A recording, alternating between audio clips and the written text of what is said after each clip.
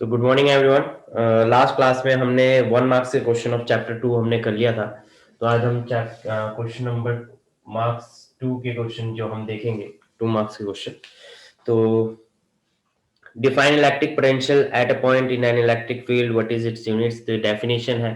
तो electric potential का मतलब क्या हो गया कि the amount of work done to bring a unit charge from one infinity to that point. Unit की बात करोगे तो वोल्ट है, वी से डिनोट करते हैं। Basic formula W by Q, potential का डब्ल्यू बाई क्यू होता है। और डेरिवेशन के बेस पे हमने फॉर्मूला निकाला था के क्यू बाय आर। ठीक है। और इसकी यूनिट जो होती है, ऐसा यूनिट वो क्या होती है, volt.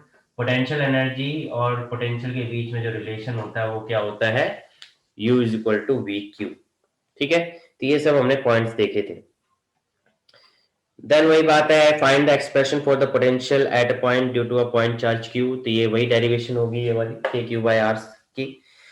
How does electric potential vary from point to point due to thin charge spherical shell. Draw a graph. Spherical shell आ नहीं रहा है, सिलेबस में है नहीं, पर अगर वेरिएशन पूछा जाए तो स्फेरिकल शेल के बेस पे कि कैसे कैसे चेंज होता है। तो स्फेरिकल पोटेंशियल की बात करेंगे तो उसके बीच में पोटेंशियल क्या आएगा, वो कुछ नहीं होता है, पोटेंशियल तो जीरो होती है, सेम कांस्टेंट होता है। फिर उसके बाद क्या होता है, धीरे धीरे डिक्रीज होने लगता है। इस पॉइंट तक r is equal to R है, ये r लेस देन r है, और ये जो है वो r ग्रेटर देन r के लिए, ये शेल के लिए। ठीक है। और ये अब आपके सिलेबस में है नहीं। ओके, सो ये हो गया।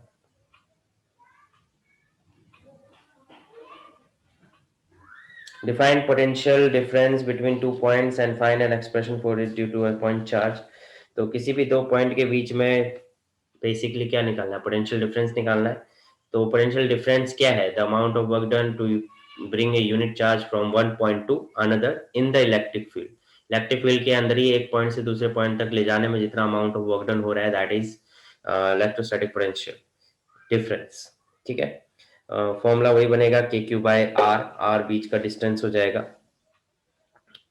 Next, derive an expression for the electric potential at any point along the axial line of electric dipole. तो ये डायरेक्ट डेरिवेशन है, हमने करी हुई है कि एक इलेक्ट्रिक डाइपोल है, उसके एक्सियल लाइन पे क्या, मतलब ये डाइपोल हो गया,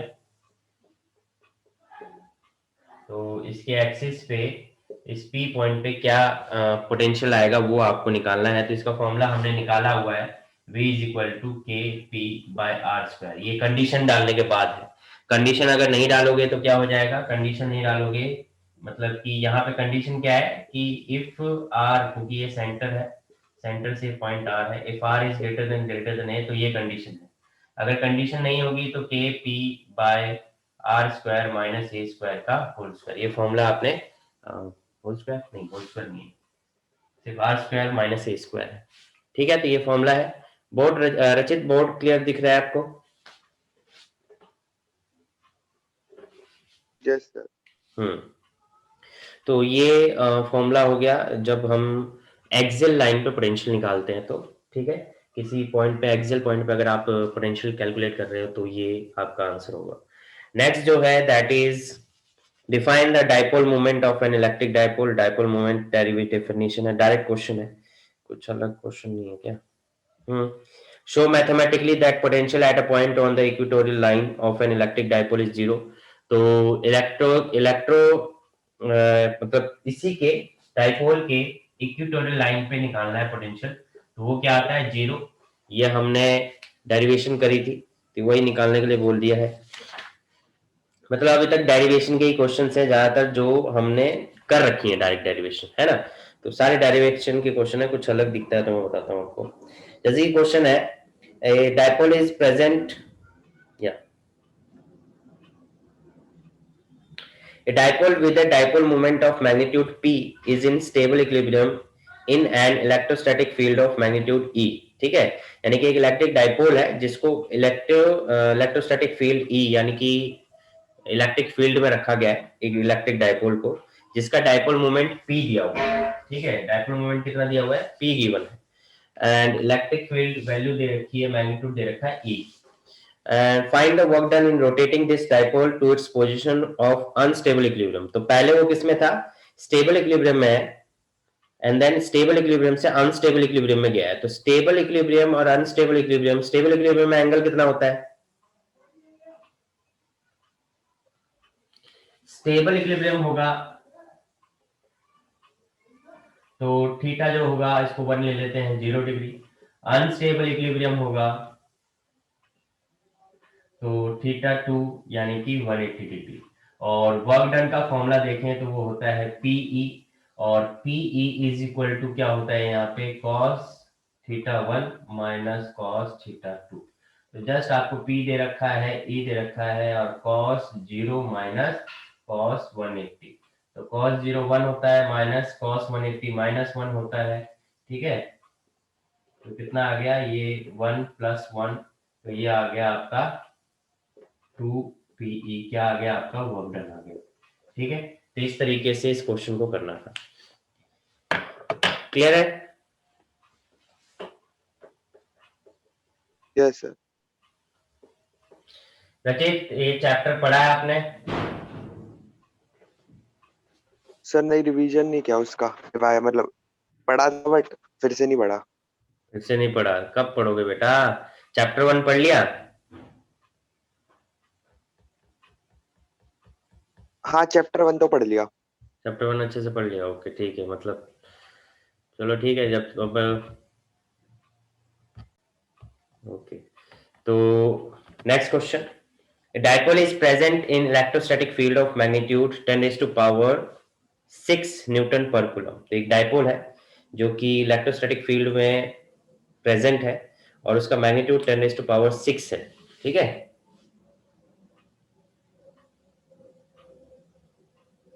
न्यूटन पर कूलम। तो न्यूटन पर कूलम क्या होता है, न्यूटन पर कूलम होता है इलेक्ट्रिक फील्ड, है ना। क्वेश्चन में कुछ बोला नहीं, तो न्यूटन पर कूलम क्या देखा है, इलेक्ट्रिक फील्ड आपको गिवन है कितनी, that is 10 raise to power 6 newton पर coulomb. And if the work done in rotating from its position of stable equilibrium to its position of unstable equilibrium equals to, यानी कि आपको work done दे रखा है, तो वर्क डन कहां से हो रहा है, थीटा 1 स्टेबल यानी कि 0 डिग्री, थीटा 2 यानी अनस्टेबल मतलब कि 180 डिग्री, ठीक है। और वर्क डन जो आपको गिवन है that is work done is 2 into 10 raise to power -23 joule, ठीक है, ये वर्क डन गिवन है। Find the magnitude of dipole moment of this dipole. Find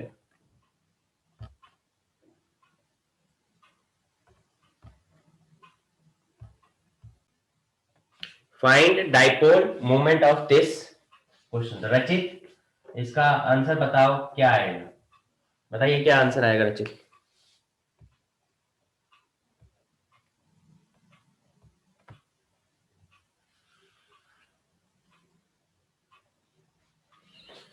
आपको इलेक्ट्रिक फील्ड दे रखा है 10 रेज़ टू पावर 6 न्यूटन पर कूलम, वर्क डन दे रखा है from stable equilibrium to unstable equilibrium, और मूवमेंट निकालना है डाइपोल मूवमेंट। तो बताइए आंसर क्या आएगा डाइपोल मूवमेंट का।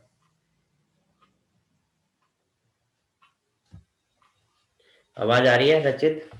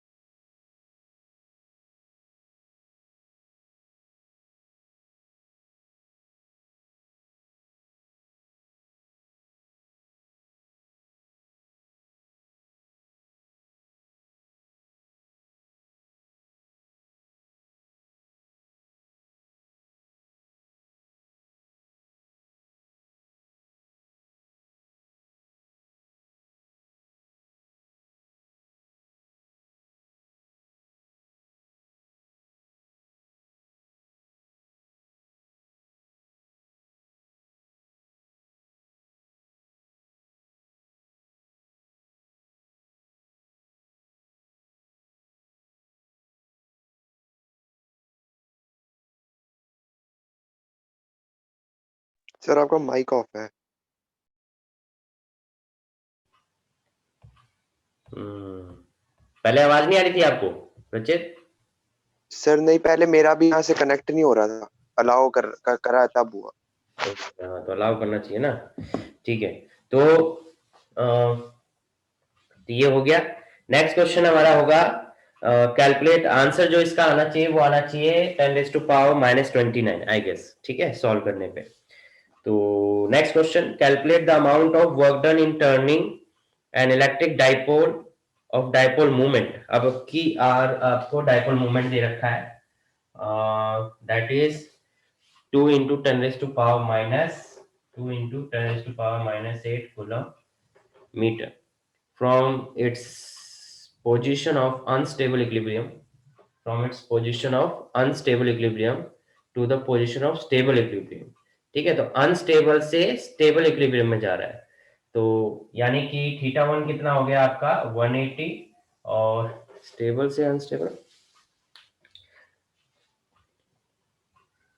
turning an electric dipole from its position of unstable to position of stable equilibrium in uniform electric field 10 raised to power 33 10 raised to power 3। तो electric field आपको दे रखा है 10 raised to power 3 Newton पर coulomb, और stable से unstable से stable जा रहा है। तो आंसर बताइए क्या होगा?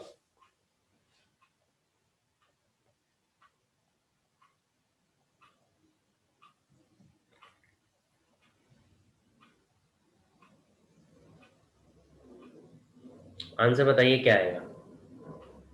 रचित सोल्व करो। स्टेबल से अनस्टेबल है तो θ1 180 और θ2 कितना हो गया 0 डिग्री। तो आपको वर्क डन निकालना है। वर्क डन क्या होगा बताइए? से कर रहा हूँ।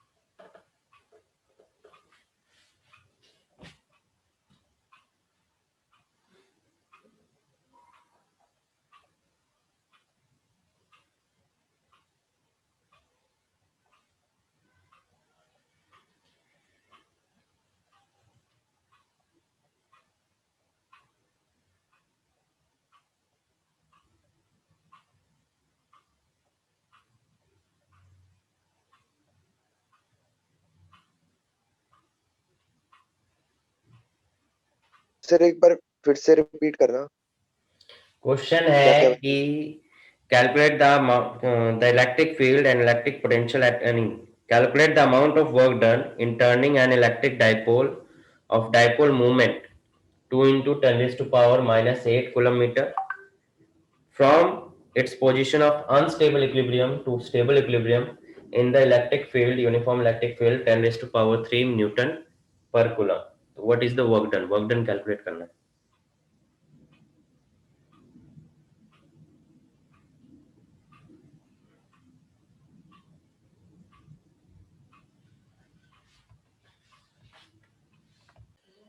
6 क्यों आएगा? वर्क डन निकालना है तो फॉर्मूला लगाया PE cos θ1 माइनस cos θ2। तो दैट मीन्स P कितना है आपका 2 × 10⁻⁻8 इंटू इलेक्ट्रिक फील्ड 10⁻³ और cos θ1 कितना है 180, तो 180 180 cos 0। तो ये कितना हो जाएगा -5। ये हुआ आपका -5 2 × 10⁻⁻5, और ये -1 तो -2 हो जाएगा तो 4 हो जाएगा माइनस का। ये आ रहा है आंसर। तो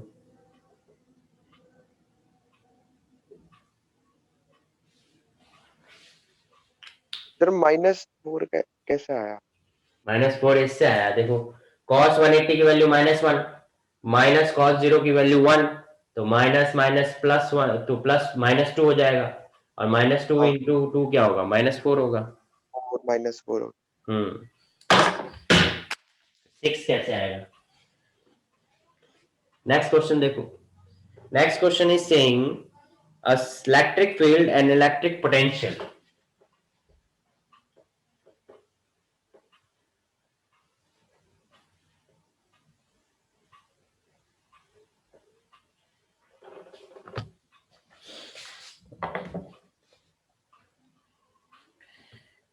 The electric field and electric potential at any point due to point charge kept in an air is 20 Newton per coulomb and 10 Joule per coulomb। ठीक है, तो इलेक्ट्रिक फील्ड दे रखा है दैट इज 20 न्यूटन पर coulomb, और volt दे रखा है 10 joule पर कूलम। ठीक है, किसी पॉइंट पे रखे हैं respectively. Compute the magnitude of this charge.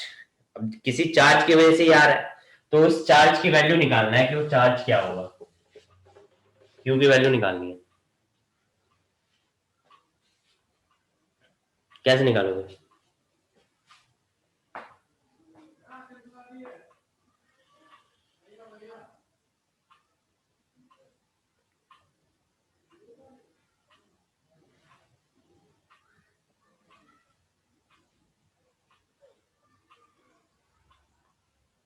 देखो कैसे निकालेंगे इसको। अब आपके पास इलेक्ट्रिक फील्ड दे रखा है और कुछ दिख नहीं रहा, तो इलेक्ट्रिक इलेक्ट्रिक फील्ड से फील्ड का, हाँ जी, इलेक्ट्रिक फील्ड के फॉर्मूले में पुट करके। हाँ इलेक्ट्रिक फॉर्मूले में क्या पुट करोगे, k q by are square is equal to 20 newton दे रखा है, और पोटेंशियल देता है k q by r is equal to 10। दोनों को डिवाइड करोगे तो क्यू ये कैंसिल, एक आर से एक आर कैंसिल, 1/r की वैल्यू क्या मिल गई, 20/1 ये हो गया, तो r इज इक्वल टू क्या मिल गया, 1/2 मतलब 0.5 मीटर। r की वैल्यू पता चल गई, q की वैल्यू निकालना है, अब किसी एक फॉर्मूले में पुट कर दो। v इज इक्वल टू के क्यू बाय आर, v की वैल्यू हमें क्या चाहिए, q चाहिए, तो q इज इक्वल टू हो गया v इंटू में r अपॉन में k, है ना। तो v की वैल्यू कितनी है 10, r की वैल्यू कितनी है 0.5, k की वैल्यू कितनी होती है 9 इंटू 10⁻⁹। इसको आप सॉल्व कर लो, तो सॉल्व करोगे तो q की वैल्यू कितनी आ जाएगी, 5.5 इंटू 10⁻, 5.5 इंटू 10⁻, कितना हो जाएगा, -10 कूलम। समझ में आया? Yes sir. तो इस तरीके से इसको करना था। नेक्स्ट क्वेश्चन देखो क्या है, what is the potential at the centre of a square of each side, square of each side.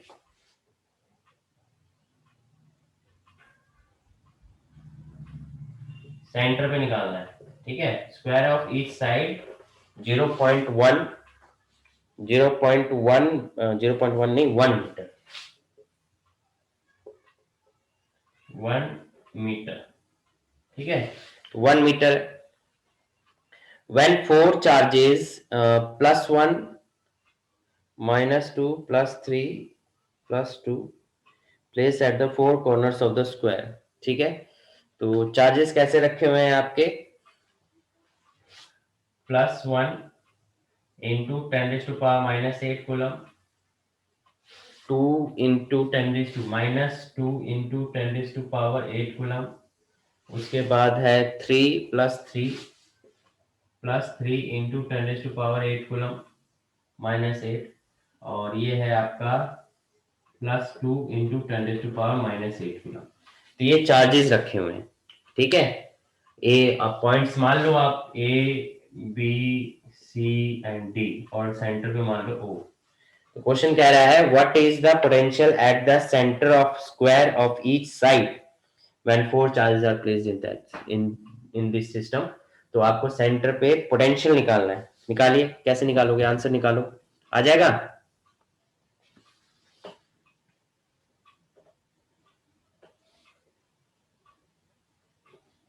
Sir हमें पोटेंशियल निकालना है इसमें। हाँ सेंटर पे पोटेंशियल निकालना है।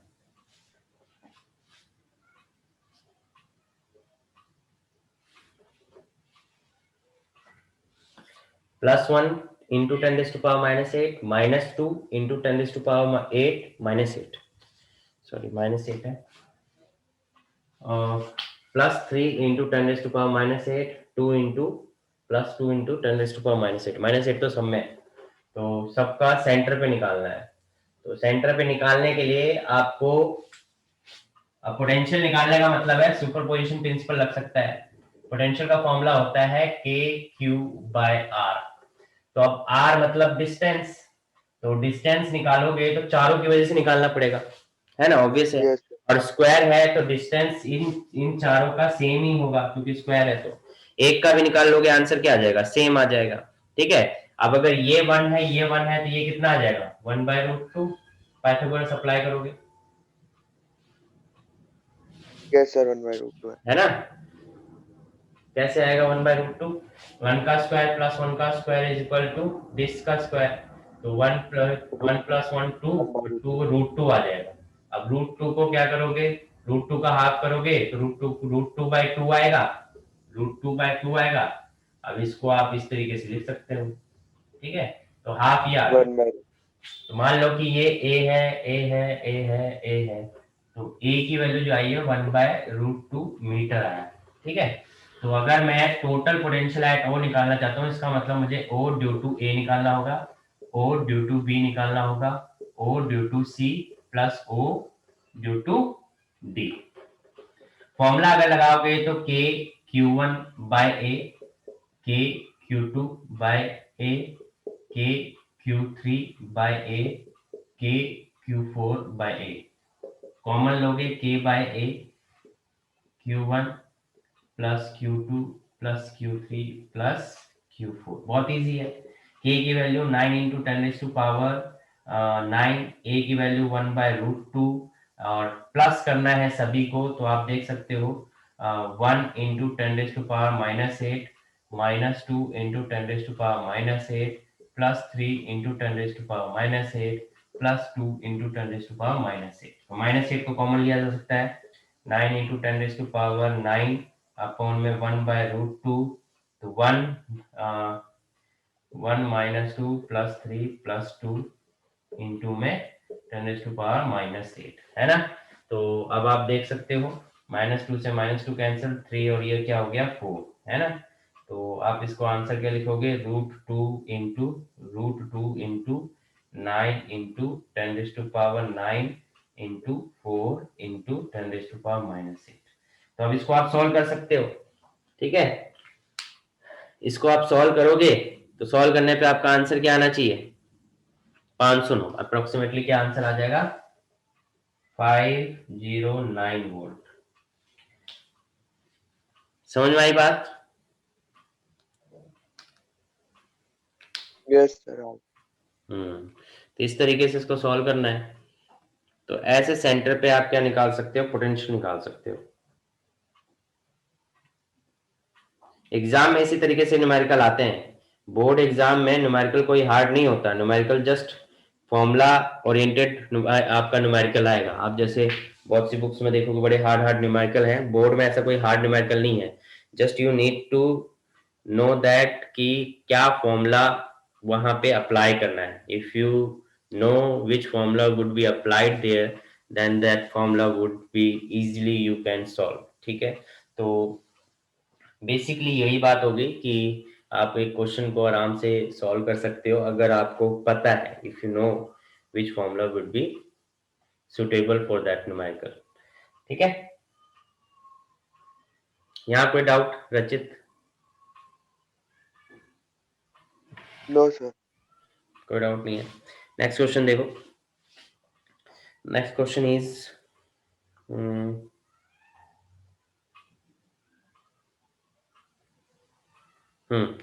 Calculate the electric potential at surface of a gold nucleus. Gold nucleus है, उसका इलेक्ट्रिक पोटेंशियल निकालना सरफेस पे।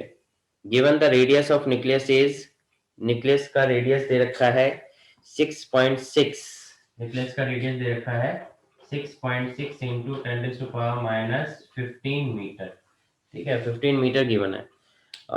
एटॉमिक नंबर ऑफ गोल्ड दे रखा है, यानी कि जेड दे दिया, एटॉमिक नंबर 79, है ना। तो आपको क्या निकालना है, पोटेंशियल निकालना है। तो पोटेंशियल निकालने के लिए आप कैसे करोगे बताइए। सरफेस पे पोटेंशियल निकालना है, आप कैसे सॉल्व करोगे इसे। अब ये क्वेश्चन आपको देखने में लग रहा होगा कैसा क्वेश्चन है, अजीब सा क्वेश्चन है, सॉल्व ही नहीं हो रहा है, समझ में ही नहीं आ रहा। Calculate the electric potential at surface of gold nucleus given the radius of nucleus, radius given है, एटॉमिक नंबर गिवन है, कैसे निकालेंगे पोटेंशियल। बेसिक को ध्यान में रखो, बेसिक ध्यान में रखोगे आराम से न्यूमेरिकल सॉल्व होगा। पोटेंशियल निकालने के लिए बोला है तो पोटेंशियल का फॉर्मूला पता होना चाहिए, के क्यू बाय आर। और आर तो चलो गिवन है, क्यू कैसे निकालें, तो क्यू के लिए क्वांटाइजेशन ऑफ चार्ज आपको पता है। क्वांटाइजेशन ऑफ चार्ज क्या है, क्वांटाइजेशन ऑफ चार्ज है प्लस माइनस एन ई, है ना, प्लस माइनस एन ई, ठीक है। तो गोल्ड है plus minus N E, gold है मेटल है तो प्लस आएगा, ठीक है। तो चार्ज आपका क्या आ जाएगा, Q is equal to N का वैल्यू, यानी कि एन यहाँ पे क्या है, एटॉमिक नंबर। एन क्या होता है, एटॉमिक नंबर जो जेड होता है, ठीक है। तो यहाँ पे हम इसको लिख देंगे जेड ई, यहाँ फॉर्मूला जो हो जाएगा वो क्या हो जाएगा, जेड ई। तो जेड की वैल्यू 79 है और ई की वैल्यू आपको पता है 1.6 इंटू 10⁻19, मल्टीप्लाई करके चार्ज आ जाएगा, फॉर्मूले में अप्लाई कर देना। के की वैल्यू पता है, क्यू की वैल्यू पता है, आर की वैल्यू, क्यू की वैल्यू हमने निकाल ली है, आर की वैल्यू गिवन है, पोटेंशियल आ गया। समझ में आया। Yes sir. तो इस तरीके के क्वेश्चंस करने होते हैं। ओके, नेक्स्ट क्वेश्चन देखो क्या कह रहा है। 4 point charges are placed at the four corners of a square in the two ways, ठीक है। इसको मैं रख देता हूँ।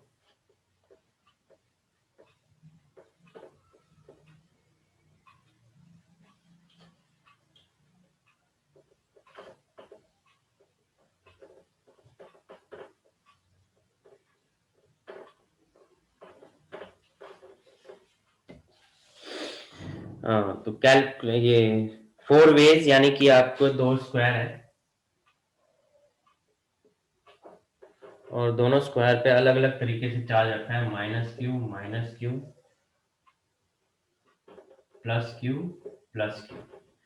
इसमें क्या है, minus Q minus Q plus Q, ठीक है। इस तरीके से चार्ज रखे हुए हैं, चार्ज का डिस्ट्रीब्यूशन है। और point A B C D, A B C and D, ये आपके पास तरीका है।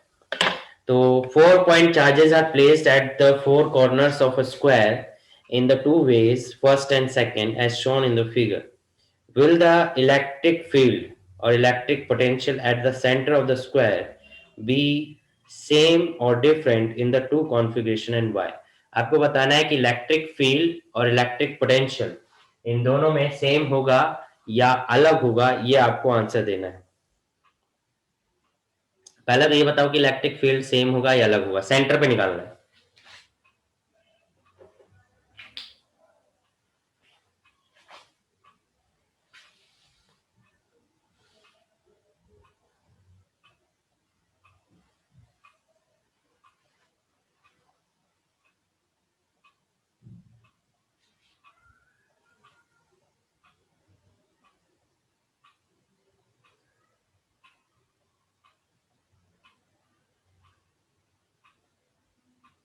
बताइए क्या होगा। सर इलेक्ट्रिक फील्ड तो सेम होगी सेंटर पे। अच्छा, और पोटेंशियल।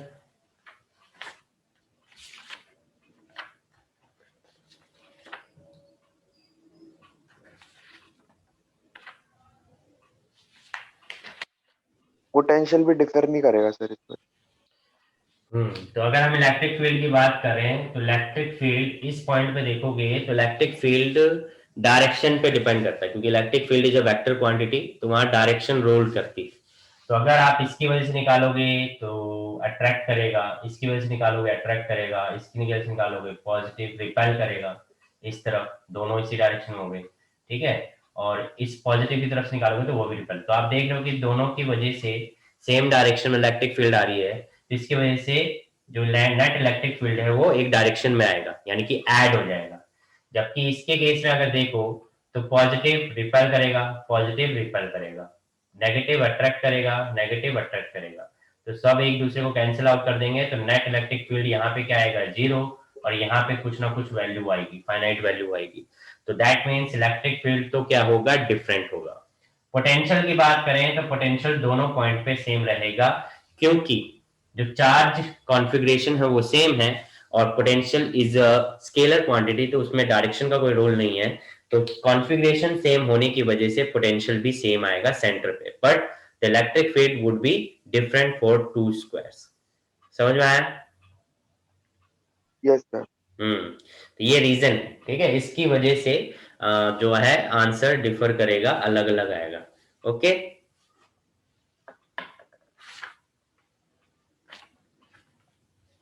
ये बेसिक कॉन्सेप्ट है, छोटे छोटे। इन कॉन्सेप्ट्स को ध्यान में रखोगे तो आंसर इजीली लिख पाओगे। कॉन्सेप्ट याद नहीं रहेंगे तो आंसर्स भी डिफर करेंगे और आंसर में अलग अलग आंसर्स आएंगे, ठीक है। इस तरीके से क्वेश्चंस को करना है। बाकी हम आज की क्लास में कोई डाउट रचित, कुछ पूछना है? नहीं सर। नेक्स्ट क्लास में मिलते हैं फिर, ठीक है। Till then, okay. Bye bye. Good evening sir. Good evening.